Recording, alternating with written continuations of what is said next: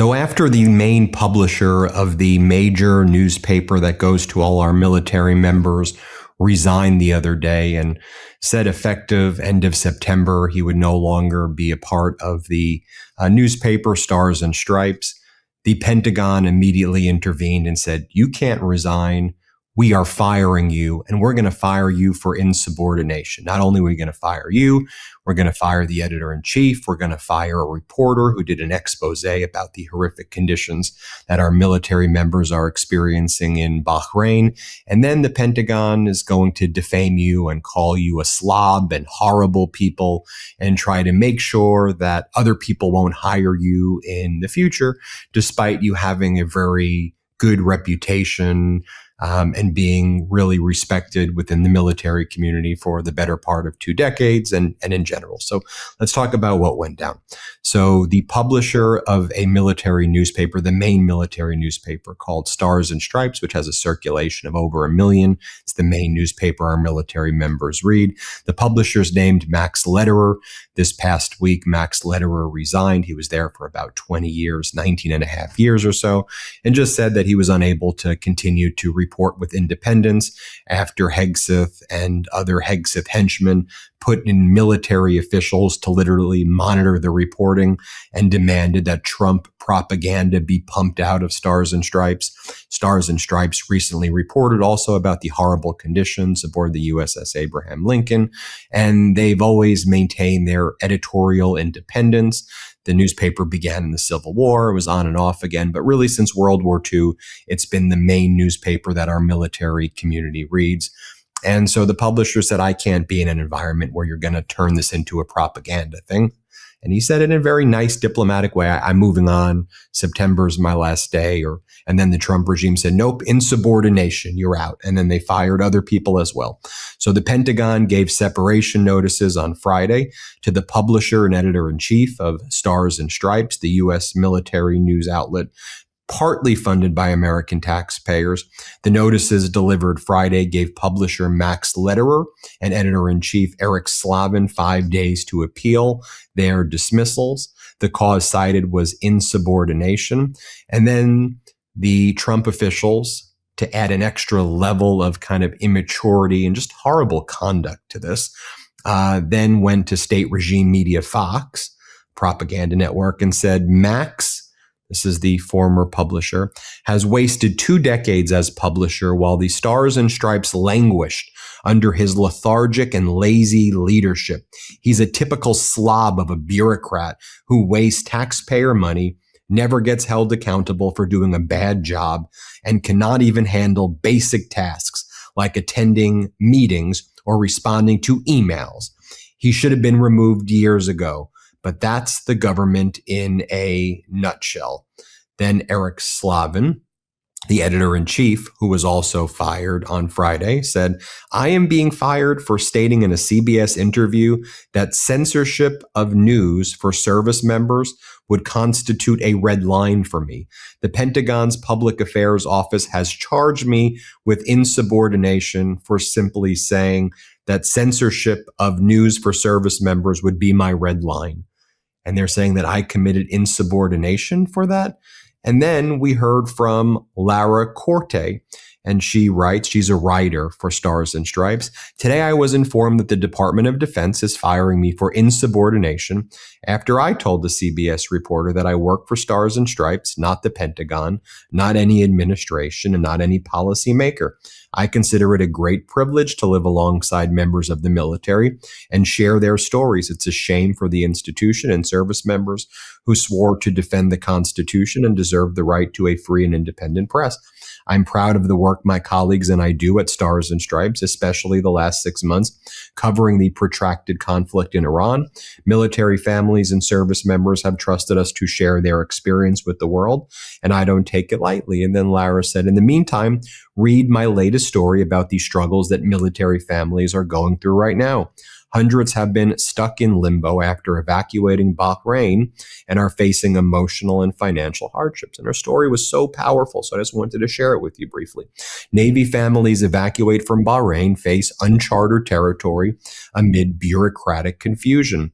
Nearly 6 months after the U.S. Navy evacuated 1,300 family members from Bahrain at the start of the Iran war, officials are saying the evacuees cannot return for the foreseeable future and should find new homes elsewhere. And the article goes on to talk about how, because the Trump regime is not managing the most basic lines of communication with these families, and they're not providing reimbursements for relocation costs, and they're not telling the families what to do, these families don't know where they should be moving to.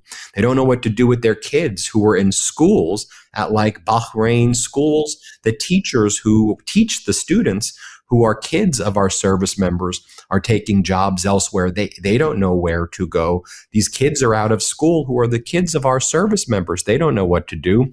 You have service members going $40,000, $30,000 out of their own pocket for relocation costs because they're not getting responses back from the Pentagon or from the State Department about what they do.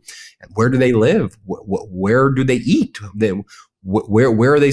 And they're not getting any answers. And so this article really lays out what took place. And it shows also that in the early days of the war, the United States was not prepared that Iran was going to fight back.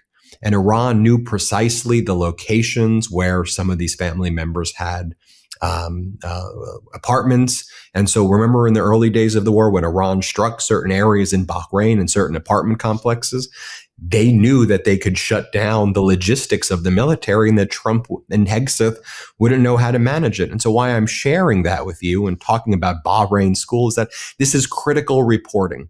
And now you have the Pentagon wanting to turn Stars and Stripes into a propaganda piece of the Trump regime. And now they're not just, they could have just let these people resign, or you could have, created a due process, but now they've defamed these people. What this is going to mean is all these people likely have retaliation lawsuits and wrongful termination lawsuits against the government. We've seen in a lot of these cases, they will win those cases in front of juries. The taxpayers will end up having to pay for it because these people should be compensated for their injuries. And to what end? And this is the way our government is behaving. I want to bring in Harry Litman from the Talking Feds YouTube channel, Substack, and podcast. Now, Harry, we're both litigators. I'm a former litigator. I know you practice still a little bit more than I do right now, but I handled employment cases in the past. But I also run businesses. You've been in leadership positions in businesses. And employment issues always need to be handled with the utmost care. These are people's lives we're dealing with, respecting their dignity, respecting the job, the profession. And when you look at this behavior, someone resigns and then you fire them for insubordination, then go out publicly and defame them, and then engage in all this other behavior, you're inviting litigation where you're going to lose.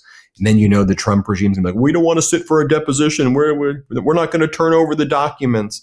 And it's just, I pull back and I say, what I just talked about, Harry, that's not a Democratic talking point, an independent talking point, a Republican talking point.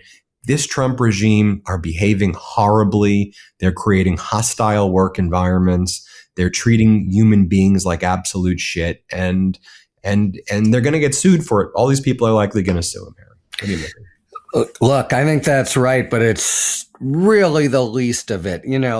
Hegseth, such a boob and so heavy-handed. He's killing that institution. We thought of the armed services as really just exemplary in American society, exemplary in the way it's integrated different races, exemplary in the way it respects constitutional rights, even while making sure our soldiers are absolutely battle ready and the like.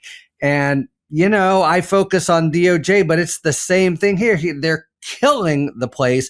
Think about just the Stars and Stripes, right? It has always been independent. You want it to be independent, just as the Department of Justice wants to promote independent press. Because what do you have now? You've got Pravda, and the service members read this, and it becomes propaganda rag and trash. And you know, they're not treated like grown-ups.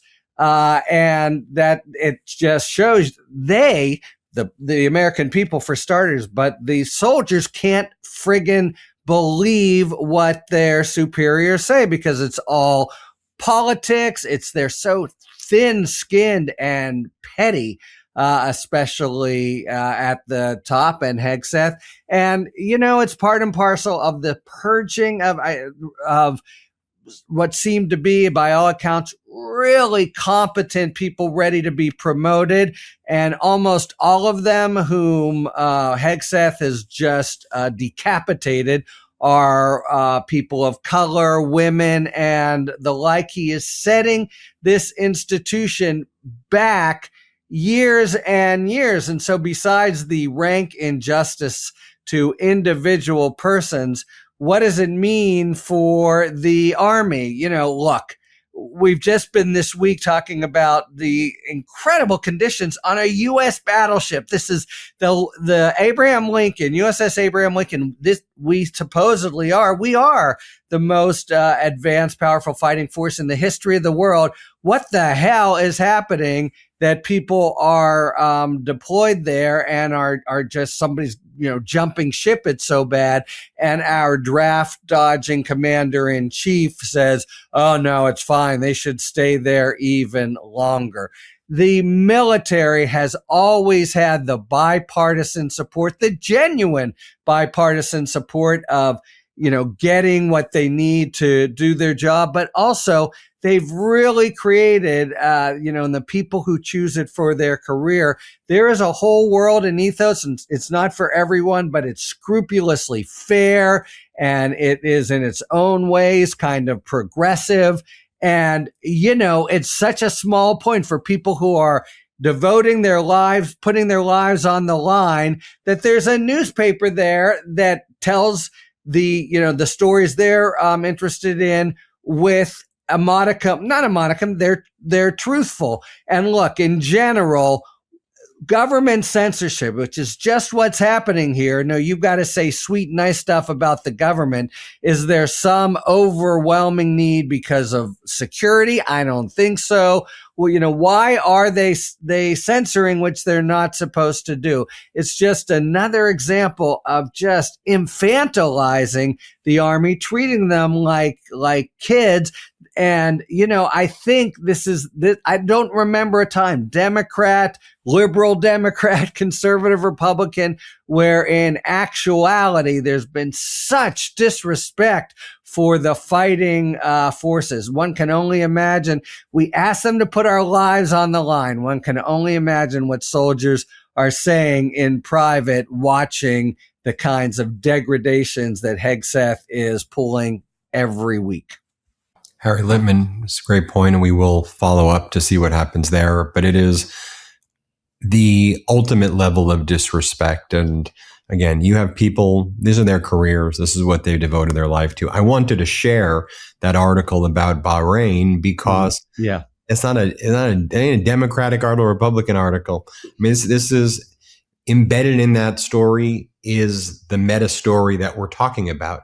The same way they're treating these people and the newspaper like crap, they're treating our service members like crap. And our service members, these are people. These are people. They have kids. Some don't, some do. Their kids go to school, or they went to school in Bahrain. Those schools have teachers. Those teachers have families as well. Those families live there. These people live in apartments, and they have this and that. And this is things that you have to think about, you know, before Trump says, you know what, I'm going to launch a catastrophic war in a region and not have plans for all of this. And then when people say, hey, we're having issues, what is the Trump regime's fallback is? Well, it's either firing people or screaming at people, but everybody else is always the liar, right? The service members and their families aboard the ships, they're liars. They don't know what they're talking about.